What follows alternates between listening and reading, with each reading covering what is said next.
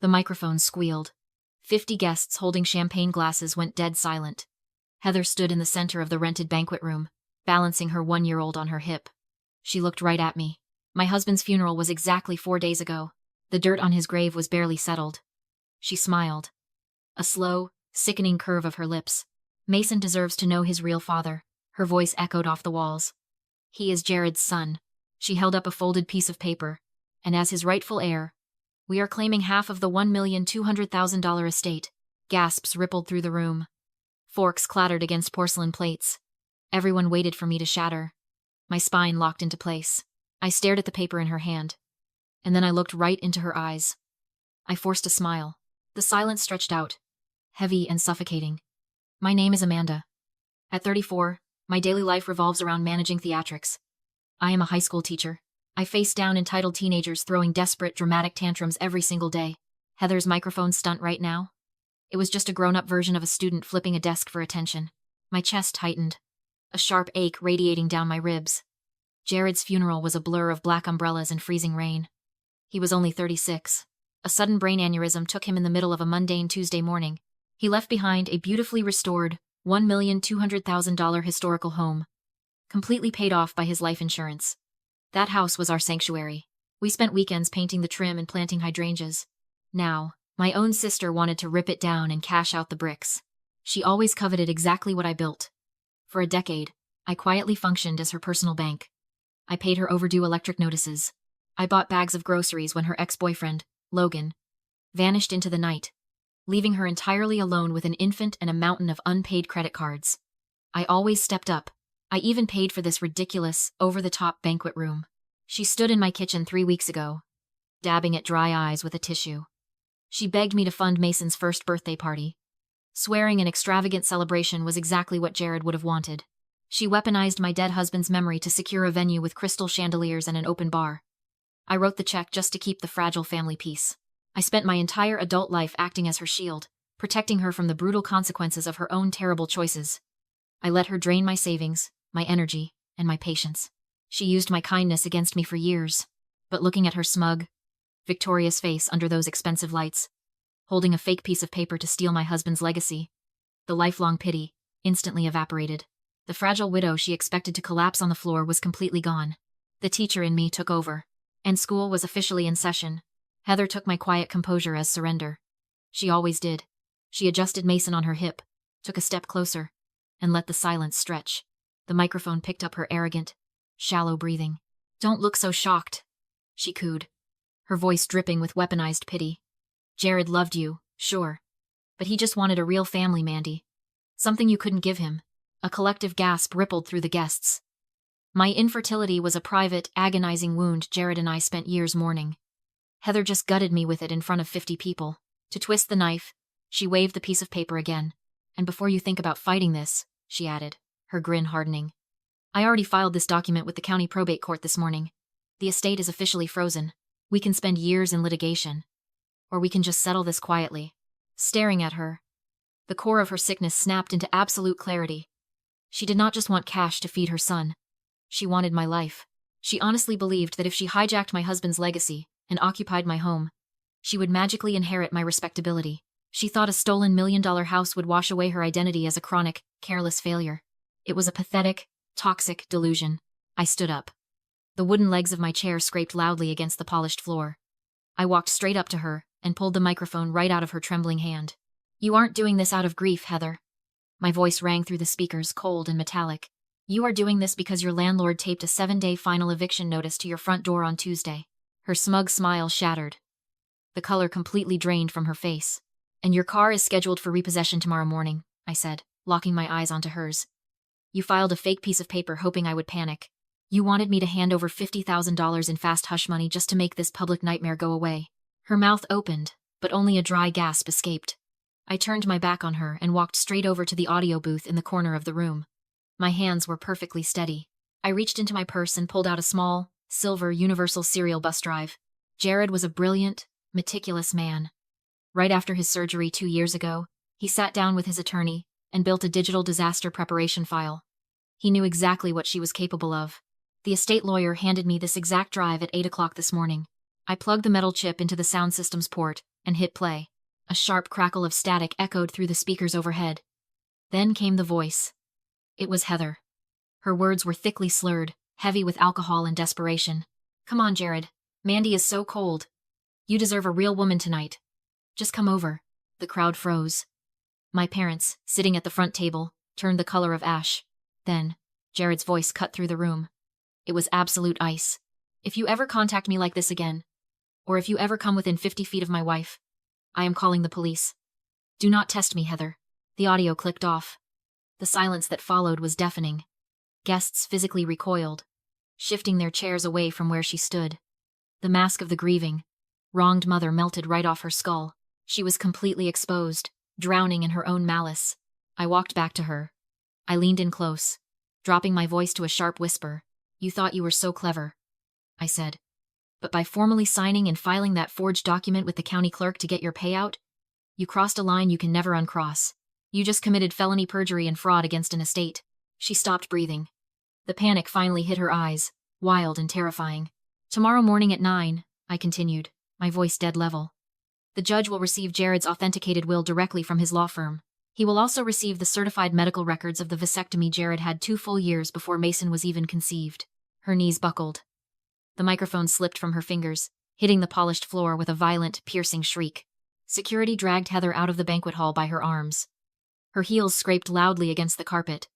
She screamed frantic obscenities until the heavy glass doors swung shut, cutting her off completely. 2 exact weeks passed. The silence in my massive house was heavy. But for the first time since Jared's funeral, the air felt clean. I thought the war was over. I assumed the public humiliation at the party was the absolute final nail in the coffin. I underestimated the sheer, venomous spite of a desperate narcissist. It happened on a Tuesday. I was standing in my kitchen, buttoning my wool coat for work. The doorbell rang. Not a polite chime. A hard, rapid pounding. I opened the heavy wooden door. 2 uniformed police officers stood on my front porch. The morning frost hung in the air between us. My stomach dropped straight to the floor. They asked to inspect my vehicle. They cited a highly specific, anonymous tip reporting a local high school teacher transporting illegal narcotics on school grounds. The malicious intent hit me like a physical blow. A felony drug charge wouldn't just ruin my week. It would trigger an automatic, permanent revocation of my state teaching license. Everything I had built, every ounce of my professional dignity, would be incinerated instantly. Heather was no longer trying to steal my house.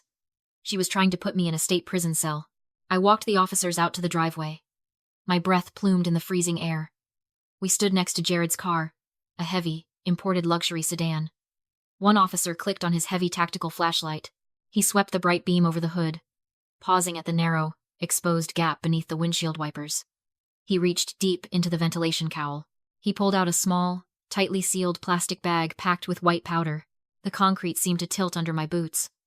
The officer turned to me, his expression hardening into stone. He rested his hand near his radio. My hands shook violently in my pockets. I pulled them out and locked my jaw. Heather planned this perfectly. She violated my sanctuary in the dead of night and planted a felony right on my doorstep. But she forgot one critical detail about the expensive things she was so desperate to steal. Jared spared absolutely no expense on security. I pulled my phone from my coat. I opened the car's native companion application. I navigated straight to the overnight motion log. One single tap. I held the glowing screen directly up to the officer's face. The video played in flawless, ultra-high definition resolution. At exactly 3 o'clock in the morning, the heavy jostling against the hood had triggered the car's sentry mode. A sudden blinding security flash illuminated the pitch-black driveway. There, staring straight into the hidden dashboard camera, was Heather. Every line of her face was perfectly captured. She was practically snarling, violently jamming the plastic bag into the metal grating of my car. The officer watched the video twice. He looked at the bag of powder in his hand, then back at my bright screen. He asked for the woman's name and her current home address. I gave it to him. At 8 o'clock the next morning, 3 officers marched up to Heather's peeling rental duplex. I stood on the cracked sidewalk next to my attorney, watching her front door swing open. Heather's arrogant mask instantly shattered. Sweat broke out across her forehead. The lead officer grabbed her wrists, spinning her around. The metal handcuffs clicked shut with a sharp, heavy snap. She thrashed against the officers, her heels scraping the pavement. She screamed my name, begging me to tell them it was a misunderstanding. A terrible, sisterly joke, when I just kept my hands in my pockets and stared at her. Her panic turned rabid. She shrieked about her baby. She demanded the social worker call Logan. She swore her ex-boyfriend would come get his son. My attorney stepped forward, holding a thick manila folder. He looked right into Heather's terrified, bloodshot eyes. Logan formally surrendered his parental rights 3 months ago, my attorney stated, his voice slicing right through her hysteria. He legally erased himself to dodge a $15,000 child support debt. You were the sole legal guardian. With you under arrest for felony stalking and filing false reports, my client's petition is completely uncontested. He handed the judge's emergency kinship care order directly to the social worker standing on the curb. Heather stopped fighting. Her mouth hung open. The realization of her absolute ruin hit her chest like a sledgehammer. She built her own cage, and she just watched me lock the door. The social worker carefully placed Mason into my arms. He buried his small face into the collar of my wool coat. Completely safe. I held him tight against my chest. I turned my back to Heather. Her frantic screams grew muffled as the heavy cruiser door slammed shut behind her. I buckled my nephew into my car, put the vehicle in drive, and left her to the legal system. 3 months after the handcuffs clicked on my freezing driveway, the wooden gavel came down in a quiet mahogany courtroom. The judge had absolutely zero patience for her theatrical sobbing. He sentenced Heather to 4 years in a state correctional facility, mandating she serve a minimum of 2 full years before even applying for a parole hearing. The court also ordered $12,500 in mandatory restitution to cover my attorney fees and the physical damage to my vehicle's intake vents.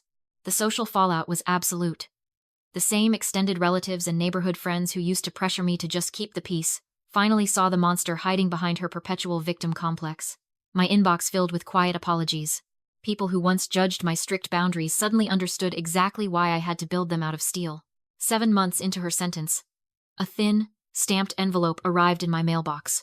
The return address was the state penitentiary. The handwriting was Heather's, frantic and heavily slanted. She wrote about shared childhood memories. She wrote about the unbreakable bond of sisterhood. She begged me to bring Mason for a visitation weekend, claiming a child belongs with his real mother, regardless of her temporary mistakes.